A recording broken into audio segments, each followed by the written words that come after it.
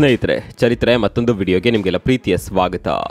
ಬಿಹಾರದಲ್ಲಿ ಕೇಸರಿ ಪಡೆ ವಿಜಯ ಪತಾಕೆ ಹಾರಿಸಿದೆ. ಮೋದಿ ನಿತೀಶ್ ಕುಮಾರ್ ಜೋಡಿ ಬಿಹಾರದಲ್ಲಿ ಮತ್ತೊಮ್ಮೆ ಗದ್ದುಗೆ ಏರುವಲ್ಲಿ ಯಶಸ್ವಿಯಾಗಿದೆ. ಎಕ್ಸಿಟ್ ಪೋಲ್ಗಳು ಹೇಳಿದ ಭವಿಷ್ಯ ನಿಜವಾಗಿದೆ. ಎಕ್ಸಿಟ್ ಪೋಲ್ಗಳು ಹೇಳಿದಕ್ಕಿಂತಲೂ ಹೆಚ್ಚಿನ ಸ್ಥಾನ ಗಳಿಸುವಲ್ಲಿ ಎನ್ಡಿಎ ಯಶಸ್ವಿಯಾಗಿದೆ. ಈ ಬಾರಿ ಗೆದ್ದೇ ಗೆಲ್ತೇವೆ ಅನ್ನುವ ನಿರೀಕ್ಷೆಯಲ್ಲಿದ್ದ ಕಾಂಗ್ರೆಸ್ ನೇತೃತ್ವದ ಮಹಾಗಠಬಂಧನಕ್ಕೆ ಮತ್ತೊಮ್ಮೆ ಸೋಲು ಆವರಿಸಿಕೊಂಡಿದೆ. ಎನ್ಡಿಎ ಬಿಹಾರದಲ್ಲಿ ಗೆಲುವಿನ ಹಾರ ಹಾಕಿಕೊಂಡಿದೆ. ಅದು ಕೂಡ 2/3 ಮೆಜಾರಿಟಿಯಲ್ಲಿ ಕೇಸರಿ ಪಡೆ ವಿಜಯ ದುಂದುಬಿ ಬಾರಿಸಿದೆ. ಎನ್ಡಿಎ ಬಿರುಗಾಳಿಗೆ ಕಾಂಗ್ರೆಸ್ ಹಾಗೂ ಆರ್ಜೆಡಿ ಪಕ್ಷಗಳು ಕೊಚ್ಕೊಂಡು ಹೋಗಿದೆ. ಎನ್ಡಿಎಗೆ ಬಹುಮತ ಬರಬಹುದು ಅಂತ ಎಲ್ಲರೂ ಅಂದುಕೊಂಡಿದ್ರು. ಇನ್ನು ಕೆಲವರು ಆಡಳಿತ ವಿರೋಧಿ ಕಾರಣಕ್ಕಾಗಿ ಮಹಾಗಠಬಂಧನ ಸರಳ ಬಹುಮತವನ್ನಾದರೂ ಪಡೆದುಕೊಳ್ಳಬಹುದು ಅಂತ ಭವಿಷ್ಯ ನುಡಿದಿದ್ರು. ಆದರೆ ಯಾರೂ ಕೂಡ ಊಹೆ ಮಾಡದ ರೀತಿಯಲ್ಲಿ ಬಿಹಾರ ಚುನಾವಣೆಯ ಫಲಿತಾಂಶ ಹೊರಬಿದ್ದಿದೆ. ಎನ್ಡಿಎಗೆ ಬಲಿಷ್ಠ ಬಹುಮತ ಸಿಕ್ಕಿದೆ. ಯಾರೂ ಕೂಡ ಟಚ್ ಮಾಡೋದಕ್ಕೆ ಸಾಧ್ಯವಾಗದ ಮಟ್ಟಿಗೆ ಬಿಹಾರದಲ್ಲಿ ಬಿಜೆಪಿ ಮೈತ್ರಿಕೂಟ ಬೆಳೆದು ನಿಂತಿದೆ. ಅಲ್ಲಿಗೆ ಮತ್ತೊಮ್ಮೆ ಮೋದಿ ಹಾಗೂ ನಿತೀಶ್ ಕುಮಾರ್ ಜೋಡಿ ಮೋಡಿ ಮಾಡಿದೆ. ಹಾಗಾದರೆ ಬಿಹಾರದಲ್ಲಿ ಬಿಜೆಪಿ ಮೈತ್ರಿ ಪಾಳಯ ಗೆದ್ದು ಬೀಗೋದಕ್ಕೆ ಕಾರಣವೇನು? ಮಹಾಗಠಬಂಧನ ತನ್ನ ಬತ್ತಳಿಕೆಯಲ್ಲಿರುವ ಬ್ರಹ್ಮಾಸ್ತ್ರಗಳನ್ನು ಬಳಸಿದ್ರೂ ಕೂಡ ಸೋಲಿನ ಸುಳಿಗೆ ಬಿದ್ದಿದ್ದು ಹೇಗೆ? ಬಿಹಾರದಲ್ಲಿ ಎನ್ಡಿಎ ಮಾಡಿದ ಸ್ಟ್ರಾಟಜಿ ಹೇಗಿತ್ತು? ಬಿಜೆಪಿ ಮೈತ್ರಿ ಪಾಳೆಯದ ಗೆಲುವಿಗೆ ಕಾರಣವಾದ ಪ್ರಮುಖ ಅಂಶಗಳು ಯಾವುದು? ಬಿಹಾರ ಚುನಾವಣೆಯ ಫಲಿತಾಂಶದ ಮೇಲೆ ದೊಡ್ಡ ಮಟ್ಟಿಗೆ ಪ್ರಭಾವ ಬೀರಿದ ಎಲ್ಲ ಅಂಶಗಳನ್ನು ಈ ವಿಡಿಯೋದಲ್ಲಿ ನೋಡೋಣ ಬನ್ನಿ.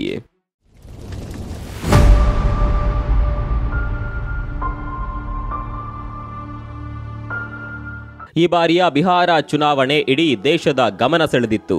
ಅದರಲ್ಲೂ ಪ್ರಣಾಳಿಕೆಯಲ್ಲಿ ನೀಡಿದ್ದ ಒಂದೊಂದು ಭರವಸೆಗಳು ಕೂಡ ನಂಬೋದಕ್ಕೆ ಸಾಧ್ಯವಾಗದ ರೀತಿ ಇತ್ತು. ಆರ್ಜೆಡಿ ಅಂತೂ ಪ್ರತಿ ಕುಟುಂಬದಲ್ಲಿ ಒಬ್ಬರಿಗೆ ಸರ್ಕಾರಿ ನೌಕರಿ ಕೊಡ್ತೇವೆ ಅಂತ ಘೋಷಣೆ ಮಾಡಿತ್ತು. ಕರ್ನಾಟಕದಲ್ಲಿ ಫೇಮಸ್ ಆಗಿದ್ದ ಗ್ಯಾರಂಟಿ ಯೋಜನೆಗಳು ಕೂಡ ಬಿಹಾರ ಚುನಾವಣೆಯಲ್ಲಿ ಸದ್ದು ಮಾಡಿದ್ದವು. ಬಿಜೆಪಿ ನೇತೃತ್ವದ ಎನ್ಡಿಎ ಕೂಡ ಗ್ಯಾರಂಟಿ ಯೋಜನೆಗಳ ಬಗ್ಗೆ ಘೋಷಣೆ ಮಾಡಿತ್ತು. ಆದರೂ ಬಿಹಾರದ ಜನ ಈ ಬಾರಿ ಗ್ಯಾರಂಟಿ ಸರ್ಕಾರಿ ನೌಕರಿಗೆ ಜೈ ಅಂತ ಹೇಳಬಹುದು. ಮೊದಲೇ ಅಲ್ಲಿರುವ ಜನ ಬಡವರು, ಸರ್ಕಾರಿ ಕೆಲಸ ಸಿಗುತ್ತೆ ಅನ್ನುವ ಭರವಸೆ ಸಿಕ್ಕಿದ ಕೂಡಲೇ ಆರ್ಜೆಡಿಗೆ ಮತ ಹಾಕಬಹುದು ಅಂತ ಅಂದುಕೊಳ್ಳಲಾಗಿತ್ತು. ಆದರೆ ಎಕ್ಸಿಟ್ ಪೋಲ್ನಲ್ಲಿ ಎನ್ಡಿಎ ಬಹುಮತ ಪಡೆದುಕೊಳ್ಳುತ್ತೆ, ಮಹಾಗಠಬಂಧನ್ ಎನ್ಡಿಎಗೆ ಫೈಟ್ ಕೊಡುತ್ತೆ ಅನ್ನುವ ಅಂಶಗಳು ಹೊರಬಿದ್ದಿದ್ದವು. ಆದರೆ ಈ ಎಲ್ಲ ಲೆಕ್ಕಾಚಾರಗಳು ಫಲಿತಾಂಶದಲ್ಲಿ ತಲೆ ಕೆಳಗಾಗಿದೆ. ಬಿಹಾರದ ಇತಿಹಾಸದಲ್ಲಿ ಹಿಂದೆಂದು ಕಂಡು ಕೇಳರಿಯದ ರೀತಿಯಲ್ಲಿ ಬಿಜೆಪಿ ನೇತೃತ್ವದ ಎನ್ಡಿಎ ಪಾಳಯ ಗೆದ್ದು ಬೀಗಿದೆ. ಅದು ಕೂಡ ಡಬಲ್ ಸೆಂಚುರಿ ಬಾರಿಸುವಲ್ಲಿ ಮೋದಿ ಹಾಗೂ ನಿತೀಶ್ ಕುಮಾರ್ ಜೋಡಿ ಯಶಸ್ವಿಯಾಗಿದ್ದಾರೆ. ಸ್ನೇಹಿತರೆ, ಚುನಾವಣೆಯ ಸಂದರ್ಭದಲ್ಲಿ ಹಲವು ವಿಚಾರಗಳು ಸದ್ದು ಮಾಡಿದ್ವು. ಅದರಲ್ಲೂ ವೋಟ್ ಚೋರಿ ಆರೋಪ ಬಿಜೆಪಿಯನ್ನ ನಡುಗಿಸಿತ್ತು. ಕಾಂಗ್ರೆಸ್ ಅಂತೂ ಇದನ್ನೇ ತನ್ನ ಬ್ರಹ್ಮಾಸ್ತ್ರವನ್ನಾಗಿ ಬಳಕೆ ಮಾಡ್ತಾ ಇತ್ತು. ಇದೇ ಅಸ್ತ್ರ ಹಿಡಿದುಕೊಂಡು ಚುನಾವಣೆ ಗೆಲ್ಲಬಹುದು ಅಂತ ವೋಟ್ ಚೋರಿ ವಿಚಾರವನ್ನ ದೊಡ್ಡ ಮಟ್ಟದಲ್ಲಿ ಪ್ರಚಾರ ಮಾಡಲಾಗಿತ್ತು. ಮತ್ತೊಂದು ಕಡೆ ಆಡಳಿತ ವಿರೋಧಿ ಅಲೆ ಕೂಡ ಇತ್ತು. ಮೇಲ್ಸೇತುವೆಗಳ ಕುಸಿತ, ಪ್ರಭಾವಿಗಳಿಗೆ ಅತ್ಯಂತ ಕಡಿಮೆ ಬೆಲೆಯಲ್ಲಿ ಭೂಮಿ ನೀಡಲಾಗಿದೆ ಅನ್ನುವ ಆರೋಪವು ರಾಷ್ಟ್ರದಾದ್ಯಂತ ಭಾರಿ ಚರ್ಚೆಗೆ ಕಾರಣವಾಗಿತ್ತು. ಆದರೆ ಇದೆಲ್ಲವನ್ನ ಮೀರಿ ಜನ ಮತ್ತೊಮ್ಮೆ ಕೇಸರಿ ಪಡೆಗೆ ಜೈ ಅಂದುಬಿಟ್ಟಿದ್ದಾರೆ.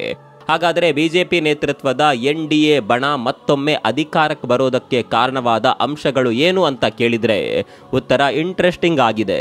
ಇಲ್ಲಿ ಎನ್ಡಿಎ ಭರ್ಜರಿಯಾಗಿ ಗೆಲುವು ಸಾಧಿಸೋದಕ್ಕೆ ಕಾರಣವಾದ ಪ್ರಮುಖ ಅಂಶಗಳಲ್ಲಿ ಮೊದಲನೇದು ಮಹಿಳಾ ಮತದಾರರು. ಹೌದು, ಈ ಬಾರಿಯ ಚುನಾವಣೆಯಲ್ಲಿ ಮಹಿಳಾ ಮತದಾರರ ಸಂಖ್ಯೆ ಹೆಚ್ಚಾಗಿದೆ. ಪುರುಷರಿಗಿಂತ ಹೆಚ್ಚು ಮಹಿಳೆಯರೇ ತಮ್ಮ ಮತವನ್ನ ಚಲಾಯಿಸಿದ್ದಾರೆ. 2.5 ಕೋಟಿಗೂ ಹೆಚ್ಚು ಮಹಿಳೆಯರು ತಮ್ಮ ಹಕ್ಕು ಚಲಾಯಿಸಿದ್ದಾರೆ. ಅದರಲ್ಲೂ ಈ ಮಹಿಳಾ ಮತದಾರರು ಬಿಜೆಪಿ ಕಡೆ ವಾಲಿದ್ದಾರೆ. ಇದಕ್ಕೆ ಕಾರಣ ಎನ್ಡಿಎ ಚುನಾವಣೆಗೂ ಮೊದಲು ಕೊಟ್ಟ ಆಶ್ವಾಸನೆ. ನಮ್ಮಲ್ಲಿ ಹೇಗೆ ಗೃಹಲಕ್ಷ್ಮಿ ಯೋಜನೆ ಇದೆಯೋ ಅದೇ ರೀತಿ ಎನ್ಡಿಎ ಬಿಹಾರದಲ್ಲಿ ಗ್ಯಾರಂಟಿ ಘೋಷಣೆ ಮಾಡಿತ್ತು. ಹೀಗಾಗಿ ಮಹಿಳೆಯರು ಎನ್ಡಿಎ ಕಡೆ ವಾಲಿದ್ದಾರೆ ಅಂತ ವಿಶ್ಲೇಷಕರು ಹೇಳ್ತಾ ಇದ್ದಾರೆ. ಇನ್ನು ಎನ್ಡಿಎ ಗೆಲುವಿಗೆ ಕಾರಣವಾದ ಎರಡನೇ ಅಂಶ ಅಂದ್ರೆ ಅದು ಒಗ್ಗಟ್ಟು. ಪ್ರತಿ ಬಾರಿ ಚುನಾವಣೆಯಾದಾಗಲೂ ಎನ್ಡಿಎ ಬಣದಲ್ಲಿ ಬಿರುಕು ಮೂಡ್ತಾ ಇತ್ತು. ಅದರಲ್ಲೂ ನಿತೀಶ್ ಕುಮಾರ್ ಬಗ್ಗೆ ನಿಮಗೆಲ್ಲ ಗೊತ್ತೇ ಇದೆ.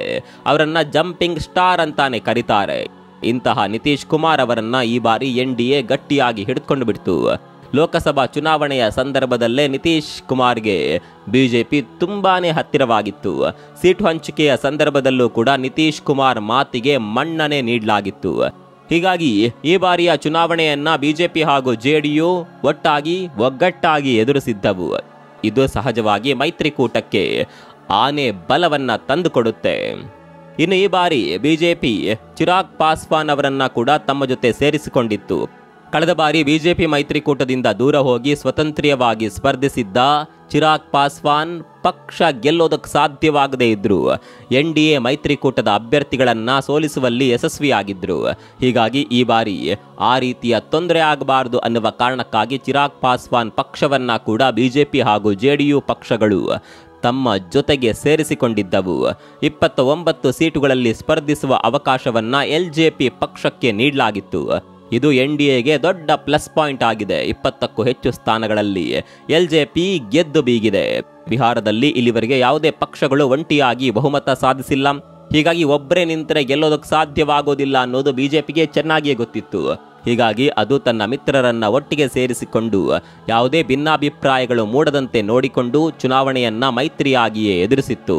ಈ ಪ್ಲಾನ್ಗೆ ಈಗ ಪ್ರತಿಫಲ ಕೂಡ ಸಿಕ್ಕಿದೆ. ಮತ್ತೊಂದು ಕಡೆಯಲ್ಲಿ ಮಹಾಗಠಬಂಧನ್ ಮಾಡಿದ ತಪ್ಪುಗಳು ಕೂಡ NDAಗೆ ವರವಾಯಿತು.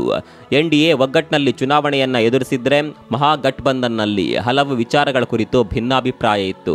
ಅದರಲ್ಲೂ ಸೀಟು ಹಂಚಿಕೆ ವಿಚಾರದಲ್ಲಿ ಮಹಾಗಠಬಂಧನ್ ಪಕ್ಷಗಳ ಬಿರುಕಿಗೆ ಕಾರಣವಾಗಿತ್ತು.